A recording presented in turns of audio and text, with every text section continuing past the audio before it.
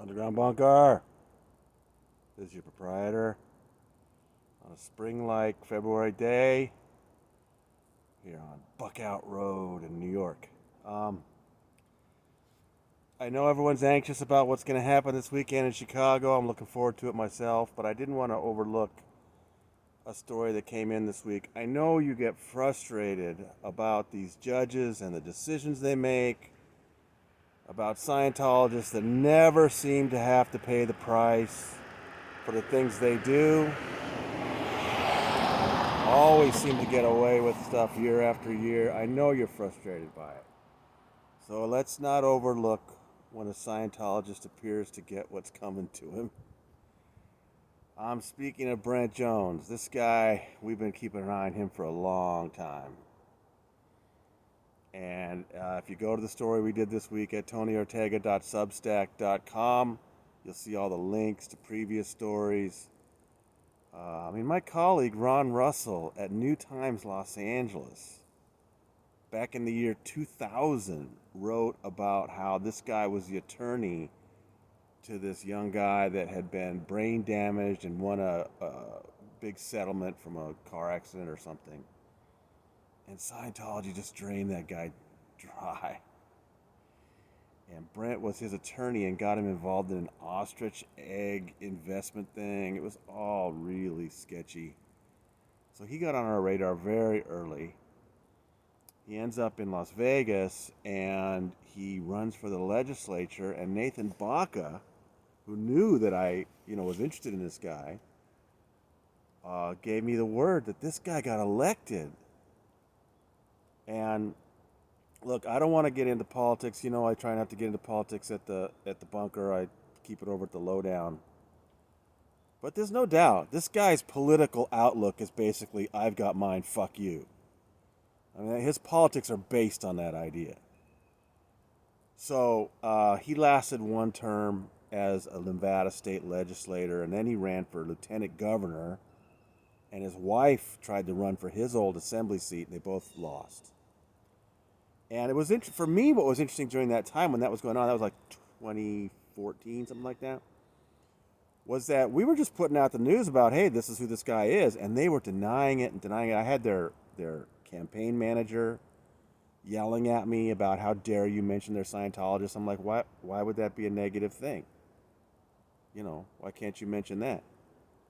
So that was interesting, but they lost, and then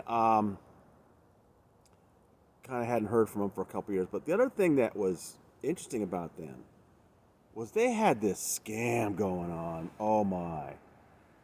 They were taking Las Vegas tap water, adding some minerals and stuff or whatever to alkalize it. So it wasn't just neutral pH, it had a slightly alkalized pH, which, Gwyneth Paltrow takes her alkaline water and puts a little lemon spritz in it because she doesn't know what alkaline means. Anyway,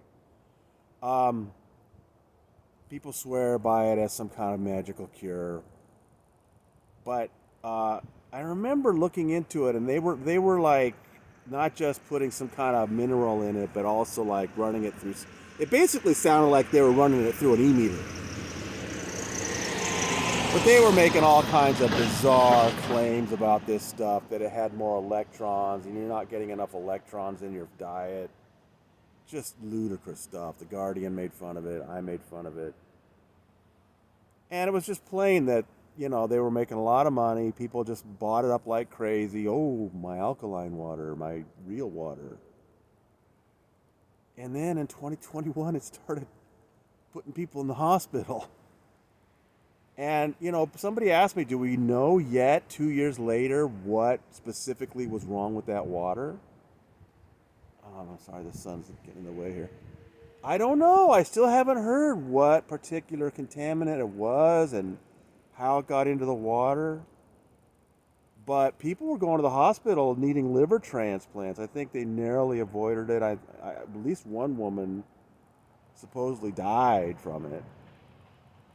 And so ever since then, of course, the FDA actually did its job, shut down real water. All these lawsuits were filed by people that were harmed. And every once in a while, I'll just enter Brent's name in a court database, waiting for the day maybe he's going to face criminal charges. I don't know. It's taking so long for these lawsuits to get going. Thankfully I've got some correspondence and folks over there that try to keep me up to date on what's going on with all these lawsuits, and it's really slow. But again, I'll just enter his name in, and maybe let's see if he's facing charges this week. And this week I entered his name in, and I got a hit. It wasn't charges; it was a bankruptcy. Now, let me tell you, people, this darn son. Let me tell you, bankruptcy filings are the bomb. So I hunted it down, and I got it out, and you really want to go to tonyortega.substack.com to look at the details I was able to pull out of that thing, what Brent and Amy are going through. Now, naturally, I can't help it. I kind of feel sorry for them. They're now living in a rental house. Their relatives are giving them money. They have no money, no income. They literally have $55 in a checking account. They have debts of at least $4 million, and that doesn't include the litigation. They can't put a dollar amount on that yet. They're being sued by 68 people. That was a cyclist. He was giving me the high sign. 68 people they listed are suing them. And so they can't put a dollar amount on that yet. They have no idea what they're going to owe. So anyway, how the mighty have fallen, right? And again, I can't help feeling kind of sorry for them, wondering how they're making ends meet. What are they going to do? And of course, Betty and some other people are telling me, don't feel sorry for them. They put people in the hospital. They put kids in the hospital with their woo-woo water. So yeah, Scientologists, the most ethical people on the planet, right? So we'll keep an eye on that. And of course, this weekend in Chicago, we're going to keep an eye on what's going on there. We're still not sure. Is it going to be a grand Ideal Org opening? Is it just going to be another announcement about money? What's it going to be? Is the Scavenge going to be there? Is he going to beam in remotely? Don't know. But we've got some folks there trying to find out for us, and we'll let you know as soon as we do. All right, from somewhere in New York, on Buckout Road, this is your proprietor signing out.